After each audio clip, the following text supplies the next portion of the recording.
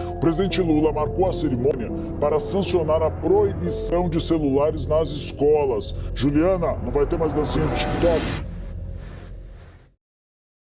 Já fazia um tempo que eu estava querendo falar a respeito disso. A primeira ideia que eu tive de fazer algum vídeo ou algo do gênero havia surgido há cerca de 5 ou 6 meses atrás. Acabou que eu deixei de lado aquela ideia e resolvi observar com mais atenção a respeito do cotidiano que eu estava vivendo lá. Um ponto que eu já gostaria de deixar claro logo de início nesse vídeo é que o meu objetivo não é causar caos e muito menos revolta, e sim mostrar de uma forma mais organizada um dos principais aspectos da educação brasileira e como ela tem afetado diretamente na decadência dessa mesma área. Também acho importante explicar que outro fator que me incentivou muito a gravar esse vídeo é o fato de eu ser um estudante. Digo isso porque vemos como houveram mudanças drásticas durante esses últimos anos na educação e é muito difícil você ver o estudante presente quando esse assunto é posto em debate, o que é minimamente estranho, se a gente considerar que os alunos são os principais grupos afetados por esse sistema. Nós temos um monte de adultos já formados há algum tempo, ou nem mesmo formados, debatendo sobre uma realidade que eles não vivem. Decidi então que para deixar o vídeo um pouquinho mais simples e mais fácil de entender, estarei dividindo ele em alguns capítulos, para deixar uma compreensão mais fácil realmente. Sem mais delongas, vamos começar. É importante já deixar claro que alguns aspectos e alguns assuntos abordados eles serão de âmbito nacional, já outros de âmbito estadual. Isso se deve ao fato de que, como eu já disse anteriormente, eu sou um estudante. Porém, eu resido e estudo no estado de São Paulo. E, obviamente, a gente não pode comparar toda a educação de todos os estados como absolutamente iguais. É claro que a base da educação nacional é muito parecida, mas o estado de São Paulo não vai ter a mesma educação que o estado de Santa Catarina, que também não vai ter a mesma educação do que o estado da Bahia. Esclarecido isso, vamos para o próximo tópico. Acho que é essencial contextualizar sobre as mais recentes e importantes mudanças que tiveram no sistema educacional, principalmente para o público que já está fora dessa área já há algum tempo. Dentre a maioria delas, a gente pode falar que todas são ramificações do novo ensino médio. Essa política nacional é responsável por trazer algumas mudanças nas grades horárias e nas disciplinas tratadas durante o ensino médio. Ela foi oficialmente estabelecida em 31 de julho de 2024. Houve um aumento considerável na carga horária, mas também prometia um desenvolvimento muito mais aprofundado da vida profissional e pessoal do aluno. Inicialmente, aparentava ser uma mudança muito bem-vinda, mas foi a faísca para futuras alterações responsáveis pela decadência da educação. Quis falar a respeito disso para ressaltar o fato de que sim, houveram mudanças no sistema educacional, principalmente ali no ensino médio.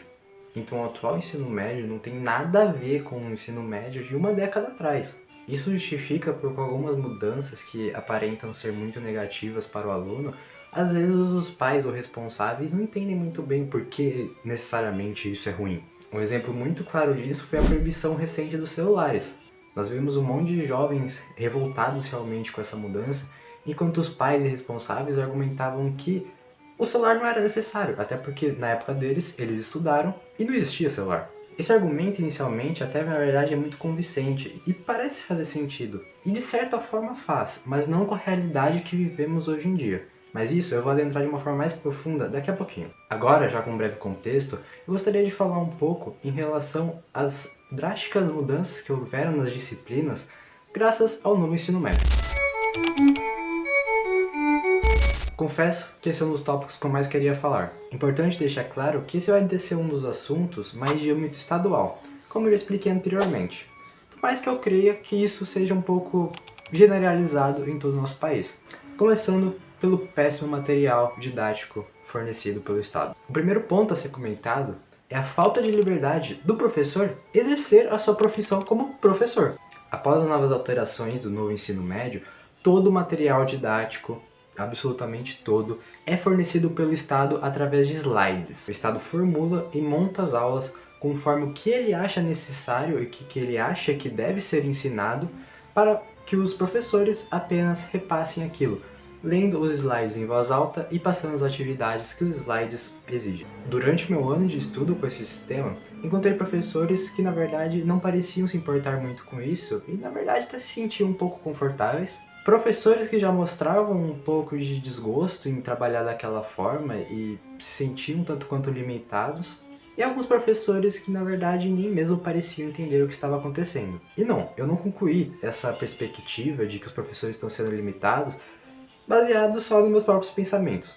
Claro, existe um pouco dela nessa triste conclusão, mas também é muito embasada em alguns comentários que eu tive a oportunidade de ouvir durante esse longo período de ano dos professores que se mostravam um pouco descontentes com isso. Essa limitação já leva naturalmente a uma queda de qualidade de ensino, pensando que agora o professor dificilmente fará o seu trabalho de boa vontade. A sua aula não corresponde mais necessariamente ao que ele gostaria, ou melhor, acha que seria necessário ensinar para o aluno. Acho que não é segredo para ninguém que um trabalho feito contra a própria vontade, nem que seja minimamente, vai trazer um resultado inferior. Levando isso em consideração, entremos no segundo ponto. Os temas abordados em aula, através do material didático oferecido pelo Estado, são de baixíssima qualidade, sem nexo e de muito desinteresse para o aluno. Podemos observar esse problema principalmente nas matérias de humanas, como língua portuguesa, história, artes, filosofia. Os temas tratados em aula são subcategorias das bases do componente. Em filosofia temos 7 áreas principais: a metafísica, a lógica, a ética, a estética, a filosofia da ciência, a filosofia da política e a epistemologia.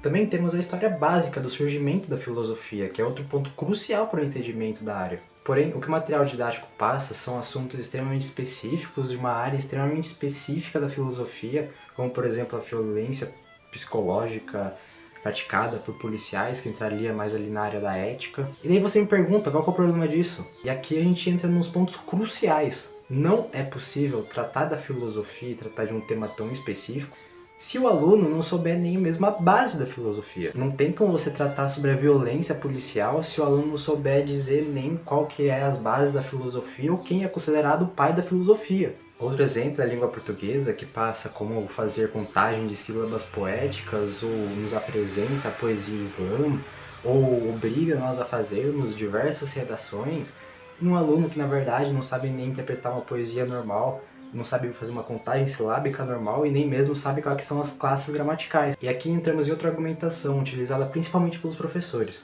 Ah, mas era pra vocês terem aprendido isso. Mas em que momento isso foi ensinado de forma decente, se foi ensinado? Aqui temos duas questões a serem observadas. O Estado não sabe quais são as necessidades de aprendizado do aluno, e a única pessoa que poderia saber realmente disso é o professor, que não tem a liberdade de ensiná-los. O outro ponto é que com o novo ensino médio, o primeiro ano deixou de ser aquele ano que era conhecido por fazer uma revisão e saciar todas as dúvidas de matérias tratadas durante anos no fundamental, e virou mais um ano para abordar sobre alguns temas totalmente sem sentidos e nexos. Aqui a gente pode equiparar a educação atual como a tentativa de construir um prédio arranha-céu sem nem mesmo ter uma base. Não vai ter como o aluno desenvolver interesse sobre esses assuntos se ele nem mesmo conhece a base daquelas matérias.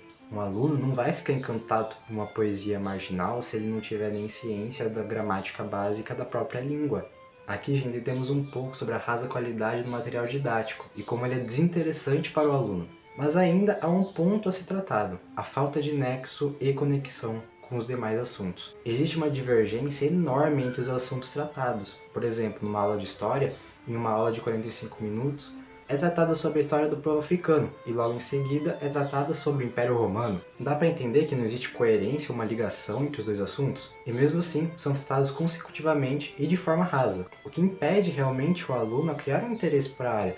Como o aluno vai ficar interessado na aula de Império Romano se ele tem 45 minutos de uma aula daquilo e na próxima aula ele vai aprender sobre o povo africano? Ele não vai desenvolver interesse pela área, com essa bombardeada de informações totalmente sem sentido e nexo. E agora falemos de alguns exemplos de como isso impactou realmente a educação nacional e estadual. Falando no âmbito nacional, podemos citar o tão glorificado Enem. Em 2024, tivemos o pior desempenho em uma década em relação às notas da redação. De mais de 4 milhões de inscritos, apenas 12 tiraram a nota máxima. Apenas um, exclusivamente, sendo de escola pública. E falando mais sobre o estado de São Paulo, onde creio eu tenho espaço de fala maior, o estado de São Paulo registrou o pior desempenho de rendimento escolar segundo a Saresp, graças ao novo sistema educacional imposto pelo Estado. Acho que aqui já dá para ter uma noção de como o material didático utilizado ele é de péssima qualidade e insuficiente. Agora, entremos no assunto a respeito das inúmeras plataformas digitais obrigatórias. dizer se esse número exagerado de plataformas é uma realidade em todo o Brasil, mas com certeza no estado de São Paulo é. Junto com as propostas do novo ensino médio, tivemos a implementação de novos recursos tecnológicos para intensificar a educação do adolescente. Infelizmente, foi mais uma das tentativas fracassadas de melhora do ensino. Isso se deve principalmente à péssima administração de distribuição da grade de horários desse novo ensino médio. Apesar de ter tido um aumento considerável na carga horária, como a gente já pôde observar anteriormente, foi extremamente insuficiente para a realização das atividades digitais. Isso se deve ao fato de que, mesmo que as escolas em geral tenham se tornado de período integral, tendo ali umas 9 horas de carga horária, ainda é um tempo medíocre para a quantidade excessiva de matérias impostas. Usaria a minha grade curricular como um exemplo para vocês terem uma noção. No total, eu tinha 19 matérias. 10 delas sendo aquelas matérias mais convencionais, como língua portuguesa, matemática, ciências e afins. As outras 9 restantes eram matérias complementares com o intuito de incentivar um desenvolvimento profissional e pessoal do aluno. Entre elas tem um projeto de vida, orientação de estudos, eletivas. Infelizmente, essas matérias não cumpriram os papéis delas. Nem os alunos, nem os professores estavam acostumados com essas matérias. Os alunos tinham um desinteresse por elas, até por causa que elas eram muito mal desenvolvidas ainda, e os professores nem sequer sabiam como lecionar elas. O pior disso é que o tempo dedicado a essas matérias correspondiam a tempo de outras matérias que são muito mais importantes para vestibulares e afins.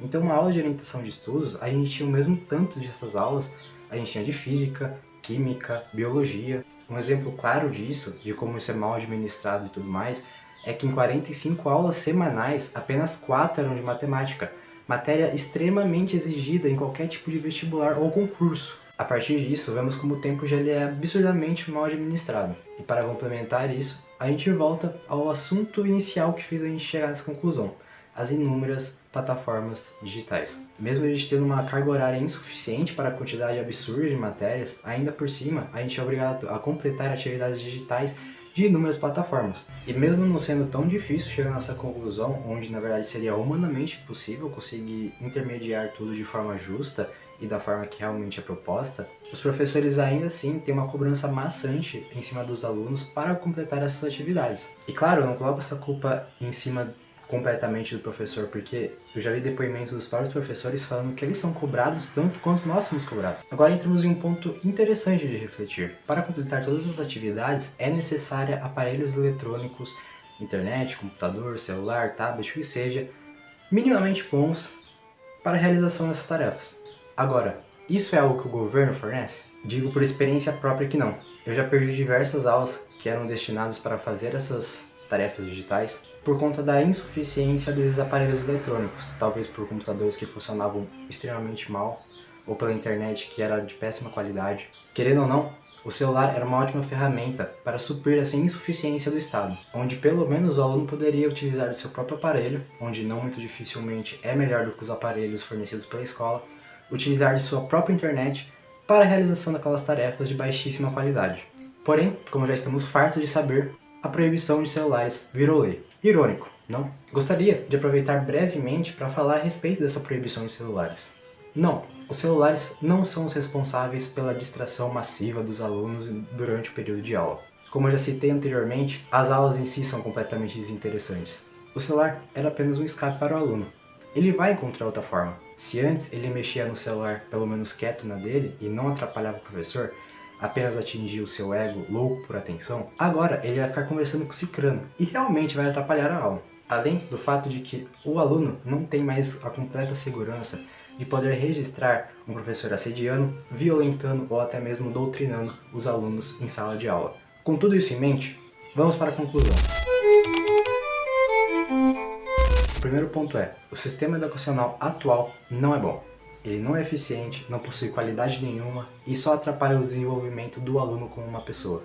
O segundo é que o Estado não sabe a necessidade do aluno e não sabe a necessidade do professor. Essas diferentes medidas só levam a futuros conflitos entre professores e alunos, onde nenhum deles na verdade é verdadeiramente culpado. Até porque não foi o professor que decidiu que deveria ser proibido o celular em aula, e sim o Estado. Porém, quando o aluno estiver insatisfeito em sala de aula, ele não vai pensar no Estado, ele vai pensar no professor como culpado. O ambiente escolar está se transformando cada vez mais em um lugar desgostoso de se viver. E não, eu não acho que tem uma solução tão fácil assim para resolver isso.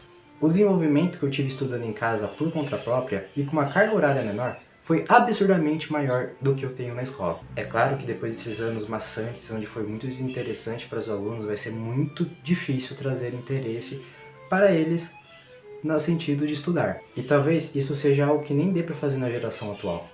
Talvez seja uma mudança que nós temos que tomar para garantir que as gerações futuras tenham esse interesse por estudo por matérias que realmente valem a pena ser estudadas. Lembre-se, não tem como o estudante ter interesse no estudo se ele não tiver nem mesmo uma base. Então é papel da escola construir uma base para ele. Enfim, eram esses pontos que eu queria trazer nesse vídeo. Creio que terão muitas mais mudanças ainda no decorrer dos anos, e eu acho que essa decadência está só no começo. Mas temos de ter consciência, se a gente um dia quiser mudar isso.